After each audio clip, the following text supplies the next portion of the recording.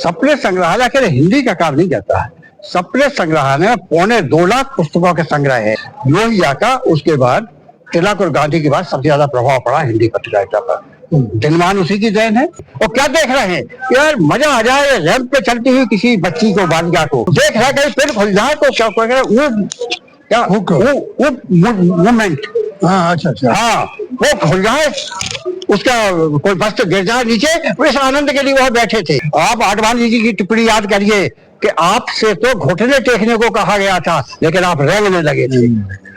और एक तरह से वो हुआ जब देश गुलाम था तो हमारा संपादक जिंदा था, वो बहादुर था, वो निर्भीक था, वो सर पे कफन बांध के पत्रकारिता कर रहा था और देश की और समाज की और आजादी की और सर्वस्व की बात कर रहा था। देश जब आजाद हुआ तो पत्रकार मानसिकता से गुलाम हो गया। उन्होंने कहा भाई हम पत्रकारिता का धंधा नहीं कर रहे हैं, हम समाचार का उद्योग नहीं कर रहे हैं, हम विज्ञापन का धंधा कर रहे हैं। जो जगह बचती है उसको समाचार लगा देते हैं।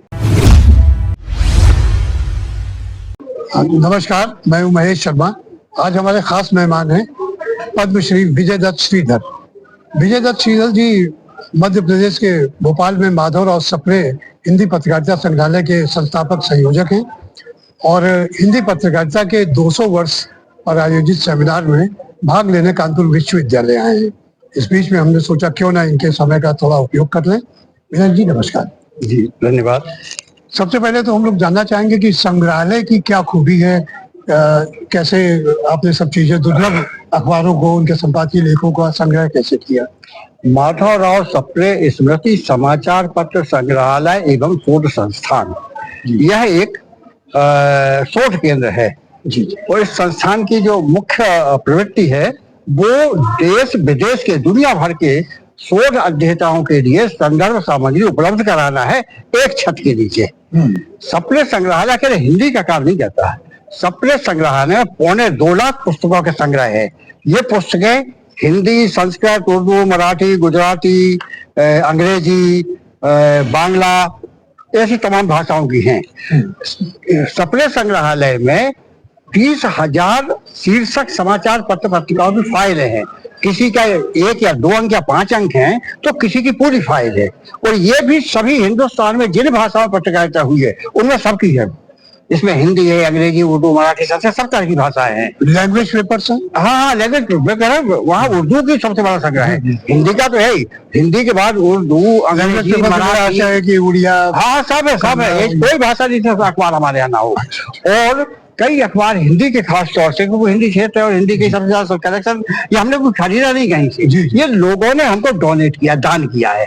और इसलिए दान किया है कि उनके घरों में व्यक्तिगत रूप से सामग्री को सुरक्षित रखना ज्यादा संभव नहीं है, ये संस्थाएं ही कर सकती हैं।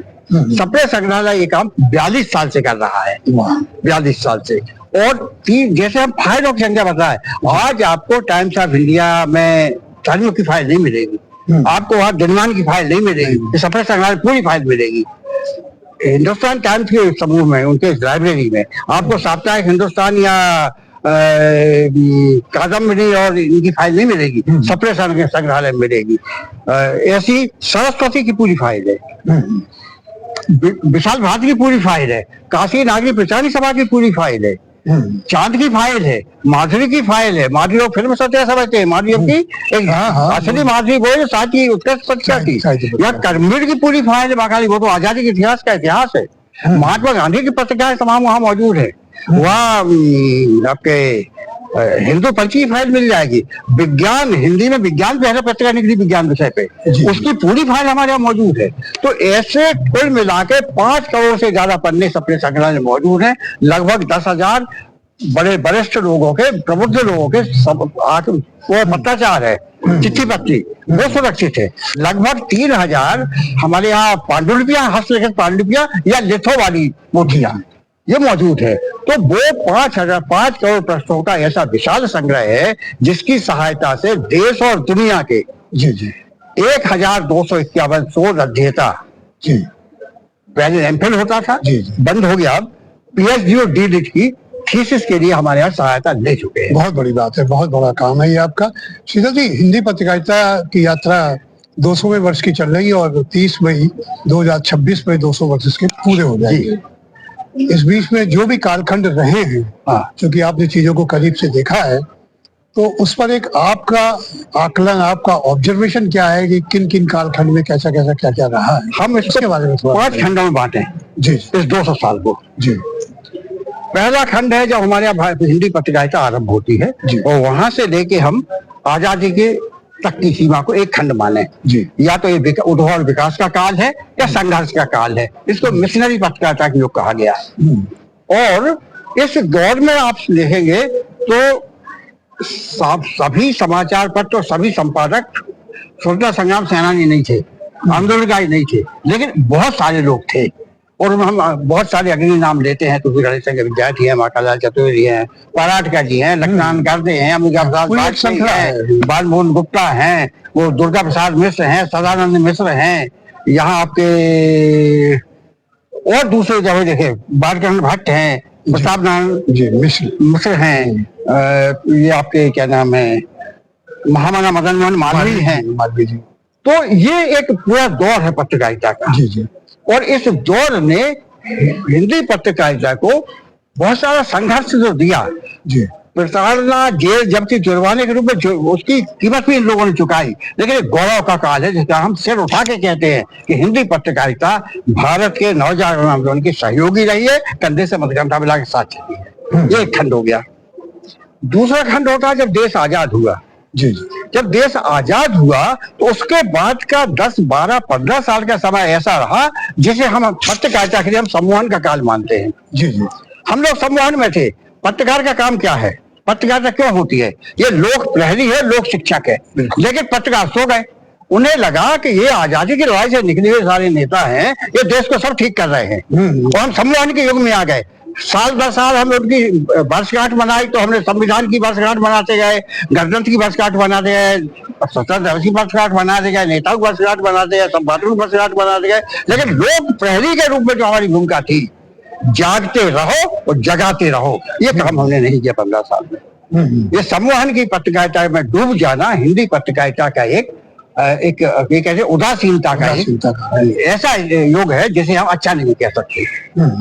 इसके बाद क्या हुआ कि हमारे यहाँ आजादी के पहले तो पत्रकारिता पर या तो तिलक महाराज का प्रभाव था या महात्मा गांधी का प्रभाव था, और किसी का नहीं था।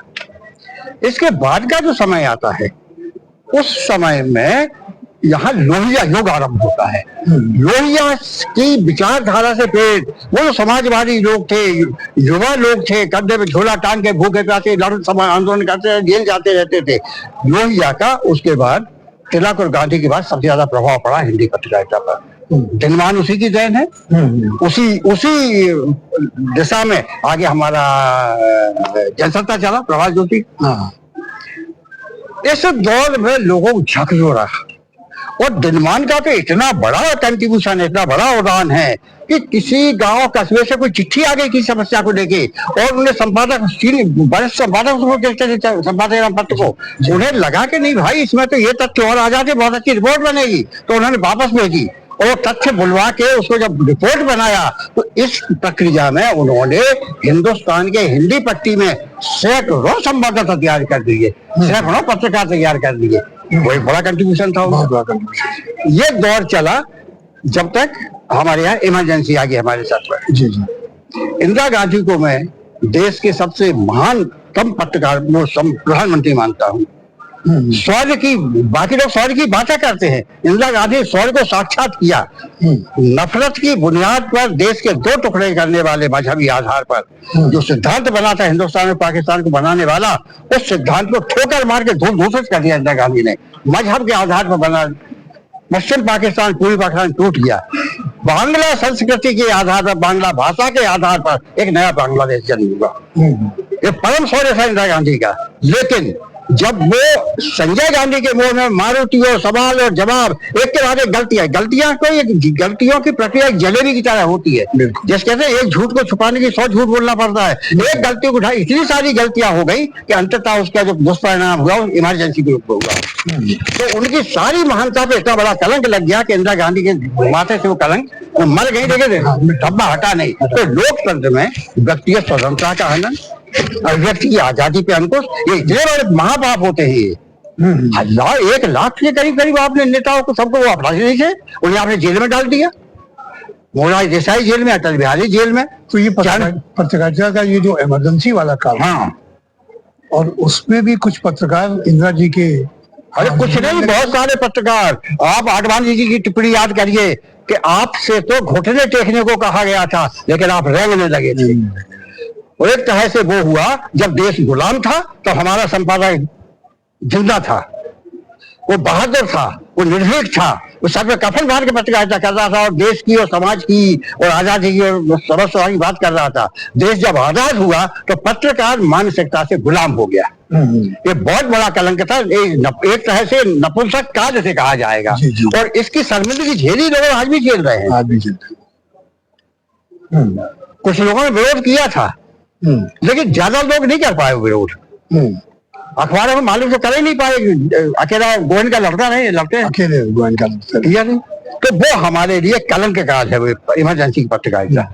अगला, इसके बाद फिर क्या होता है, जब दोबारा इंदिरा गांधी आ गई, जनता पार्टी के महान नेताओं की बेवकूफी और मूर्खताओं और महत्वाकांक्षी गांधी उनकी अपनी अपनी स्वार्थ, सत्ता स्वार्थ, इसके चक्कर लड़ पड़े वो सब।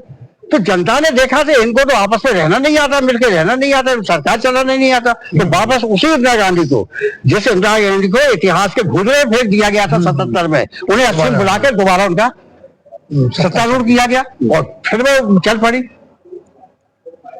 लेकिन उसके बाद का जो युग है, जैसे आप देखेंगे सुरेंद्र प्रताप सिंह, अभी राजेश बादल ने नाम लिया, वो बड़े जोर से झटके देके करते थे आज तक।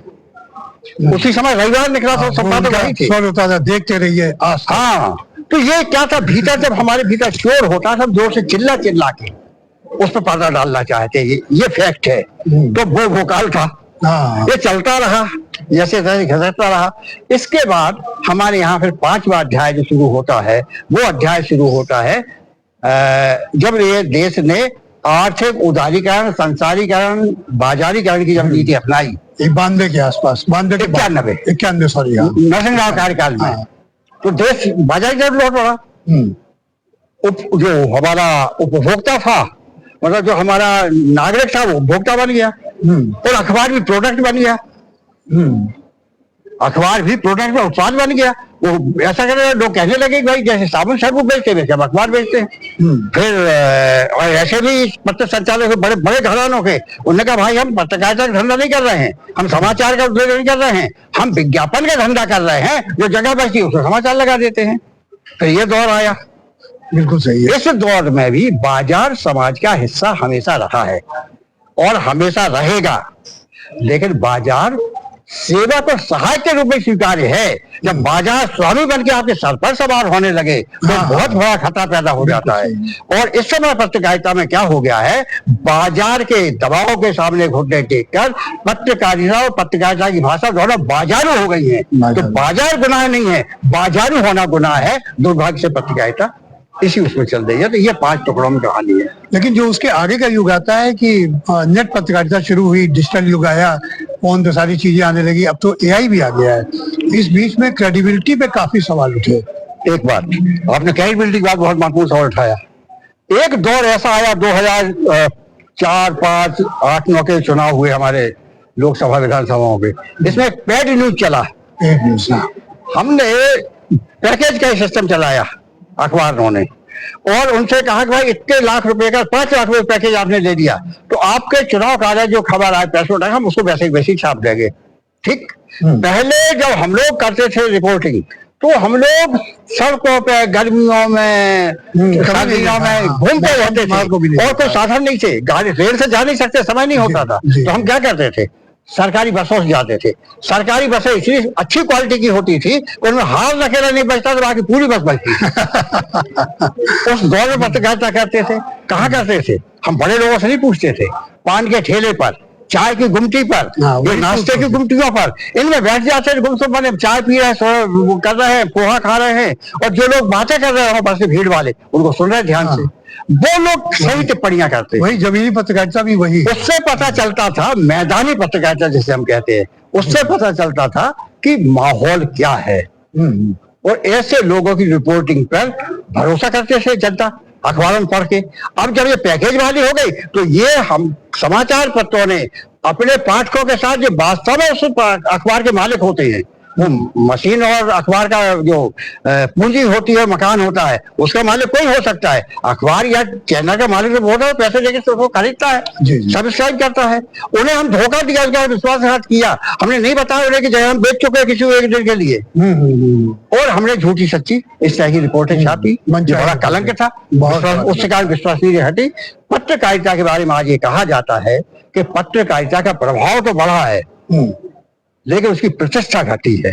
अब यहाँ गणेश संघ विद्यार्थियों की याद कर दीजिए, उन्होंने क्या नाम है शुक्ल जी, वो विष्णुदत्त शुक्ल, उनकी किताब है पत्रकार कला, उसका भूमिका लिखी थी। उसमें ये लिखा था, पत्रकार जो भी लिखे वो प्रभाव और परिणाम का विचार करके लिखे। बिल्कुल। कि इसका आपके पास प्रमाण क्या है और इसका परिणाम क्या होगा, उसकी प्रति है मेरे पास। वो हमारे पास गड़बड़ी पड़ गई। तो कुल मिला के अब ये हुआ कि साख का संकट है, विश्वसनीयता का संकट है। आज हमारा प्रभाव बहुत बड़ा है, लेकिन लोग हमसे डरते हैं। पहले जिन लोगों को शासन से, प्रशासन से, न्यायपालिका से समाधान नहीं मिलता था, न्याय नहीं मिलता था, वो समाचार पत्र की तरफ जाते थे भरोसे के साथ कि ये लिखेंगे तो हमें न्याय मिल जाएगा। अब आज वो हालत नहीं है। एक अंतिम प्रश्न है कि इस पूरे हिंदी पत्रकारिता के 200 साल के इतिहास में जो आंचलिक पत्रकारिता की भूमिका रही, कस्बाई तहसीलों स्तर पे होती रही, ग्राम समाज स्तर पे होती रही, उसकी भूमिका और जो गिरावट आज की तारीख में नोट की गई है, उससे क्या हम लोग उभर सकते हैं? ये दो चीजें। एक बात, आंचलिक पत्रकारिता का जहां तक सवाल है, ये भारतीय पत्रकारिता की रीढ़ है। ये हिंदुस्तान अजीब सा मुल्क है। जी। ये इंडिया भी और भारत भी है। तो इंडिया की पत्रकारिता अखबार पे छाई हुई है, सारा उसी पे ध्यान है, और भारत उपेक्षित है। कृषि को, ग्रामीण दस्तकारी को, इन सबका कोई स्थान नहीं है, ग्रामीण समाज का कोई स्थान नहीं है। उनके समस्याएं क्या है, उनकी चुनौती क्या है, उनका जीवन का संकट क्या है, ये कोई जानना नहीं चाहता, इस पर ध्यान नहीं देना चाहता। जबकि बाजार तो वहां तक पहुंच गया है। पहले एक जमाने में कार या जीप या फ्रिज और रेफ्रिजरेटर शहरों के अनलोक साधन थे, आज ये गाँव पहुंच चुके हैं। तो गाँव को जितनी जगह तवज्जो मिलना चाहिए वो नहीं मिल रही है आज भी। और ये बहुत बड़ा संकट है। अब आप उदाहरण देखिए, सर्वनाक, जब विदर्भ और आंध्र में आप किसान आत्महत्या को, कर्जदार किसान आत्महत्या केस लाखों संख्या में हो रहे थे, तब घबरा के सरकार ने कदम उठाया, मनमोहन सिंह प्रधानमंत्री थे, कि इनके कर्ज माफ किए जाएं, और लगभग 70,000 करोड़ रुपए कर्ज माफी हुई। इतिहास में पहली बार किसानों के लिए इतना बड़ा काम हुआ है। अब वो माफी घोषणा कहाँ मिलती है? विदर्भ में जाके, जो सबसे ज्यादा गंभीर आत्महत्याओं का केंद्र था, वहां 10-20 पत्रकार पहुंचे थे। नेशनल मीडिया उनके साथ नहीं घूम रही थी। ये सर्व की बात है, सबकी बात, बिल्कुल सही है। गाँव की आवाज अंग्रेजी में, क्या नाम उनका, अरे वो शशि, वो हिंदू के टी साईनाथ ने उठाई उनने बात, हिंदी अखबार में नहीं चली वो बात। एक और दूसरा, उसी समय लखनऊ फैशन शो हो रहा था वहां मुंबई में, उसमें 450 अखबार वाले थे। वो क्या ओबी बहन ऐसी कुछ कहलाती है, वो बहन लगा टक्कर गिरा देख रहे हैं। और क्या देख रहे हैं यार, मजा आ जाए रैंप पे चलती हुई किसी बच्ची को, बालिका को, उनकी बहन बेटी भी हो सकती थी, देख रहा कहीं फिर खुल जाए तो क्या मूवमेंट, अच्छा, वो खुल जाए, उसका कोई वस्त्र गिर जाए नीचे, वो इस आनंद के लिए वहां बैठे थे। जबकि वह सुरक्षा कर्मी रहते थे, अखबार वाले भीतर जाके देखे वो लात मार के निकाल देते, तो फिर घुस जाते। इतने नीचे गिर के पत्रकारिता हो रही तो लखनऊ, और ये हिंदुस्तान में पत्रकारिता के चरित्र बन चुका है। इससे उभरने की जरूरत है। यदि पत्रकार को प्रतिष्ठा बचाना है, पत्रकार को समाज में वही सम्मान प्राप्त करना जो कभी हुआ करता था, उसे लोगों की निगाह में मित्र के रूप में चढ़ना है, तो पत्रकार को स्वयं सुधारना होगा। सब पत्रकार पहले अच्छे नहीं थे, सब खराब भी नहीं थे, आज भी सब अच्छे नहीं है तो सब खराब भी नहीं है। इसी के बीच में से निकलता है। इस समय जो समय है, वो समय है नई पीढ़ी का। नेपाल में देखो जैन जी ने क्या किया, वो 4 बार प्रधानमंत्री रहा, उसको जैन जी के लड़के ने हरा दिया, और इतने लंबे अंतर से हराया कि दोबारा सर नहीं उठा पाएगा। तो नई पीढ़ी को ये देखना है, भविष्य उनका नहीं है जो ऊपर बैठ के जाके और तिजोरियां भर रहा है, ऐसी कर रहा है। देश और भविष्य उनका है जिन्हें अभी आगे उभर के आना है। उन्हें सावधान रहना होगा। उस समय कोई भी रहे, हमेशा क्रांतिकारी परिवर्तन, अच्छे परिवर्तन और बदलाव के बयान यदि कोई बहाता है तो यह पीढ़ी बहाती है। जनसंचार जो विद्यालयों में बच्चे पढ़ रहे हैं उनके लिए कोई संदेश? उन्हीं के लिए संदेश, ये तो अध्ययनशीलता नहीं घटाना चाहिए। अच्छा। खूब पढ़िए। हर पत्रकार की इमेज पर एक डिक्शनरी, एक एटलस और एक इंसाइक्लोपीडिया ये जरूर होना चाहिए। रोज जैसे हम खाना, हमारी जरूर खाना खा के फिर सोते हैं, तो खाना खाने के बाद घंटा आधा घंटा कुछ पढ़ना चाहिए। जितना पढ़ोगे उतना आपका शब्द भंडार बढ़ेगा, उतना आपका वाक्य विन्यास अच्छा होगा, उतना आपको प्रस्तुति का शैली और सलीका आएगा, तो आपका हुनर निखरेगा। तो यही काम है। इसी बहाने से अच्छा, कोई आपको बनाएगा नहीं, आपको खुद बनना है। उसके लिए मेहनत करना है, अध्यवसाय करना है, अध्ययन करना है, एक निष्ठा करना है। उस देश के और समाज के प्रति दृष्टिकोण होना चाहिए, क्योंकि समाचार सामाजिक सरोकारों के बिना पत्रकारिता की कोई कीमत नहीं। हिंदी की पत्रकारिता के 3 वॉल्यूम में आपका कोई संग्रह आया? समग्र भारतीय पत्रकारिता। समग्र भारतीय पत्रकारिता, थोड़ा सा इसके बारे में बताइए। वो हिंदी भाषा में गया हुआ इतिहास, लेकिन वो अकेला इतिहास पत्रकारिता का इतिहास नहीं है। वो जन जागरण आंदोलन की घटनाओं का भी इतिहास मिलता है। अच्छा। उसमें सामाजिक आंदोलनों के भी इतिहास मिलता है। उसमें ग्रामीण जो अर्थव्यवस्था उसके बारे में इतिहास मिलता है। उसमें कृषि और उद्योग के बारे में ये वो सब जो कुछ इस 200 साल में घटा है। जी जी।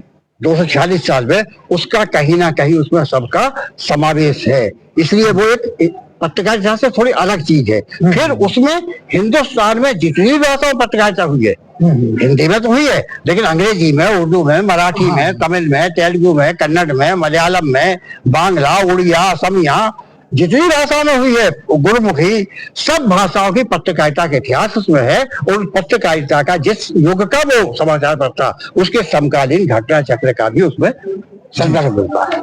इसीलिए उसका महत्व है। उसकी समीक्षाएं हिंदी में जितनी आ रही हैं उससे ज्यादा उसकी दूसरी भाषाओं में समीक्षा हो रही है।